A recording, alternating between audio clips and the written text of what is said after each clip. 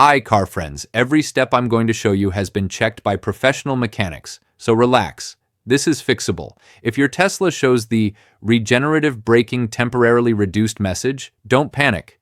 Your car hasn't gone crazy and the battery isn't broken. It's just letting you know that regenerative braking is temporarily limited. The most common cause, according to the mechanics here, is a cold battery. When the battery is below the ideal temperature, Tesla reduces regeneration to protect it. That's why many notice this message more in the morning or in cold weather. A trick that works for many is to preheat the battery using the app before driving.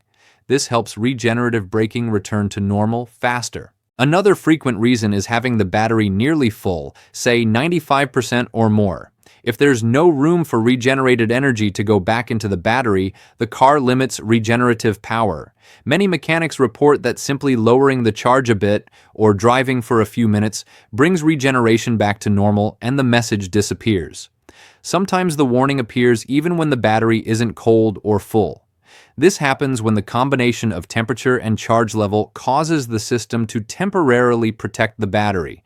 In these cases, just driving for a while lets the car warm up the battery and accept energy again.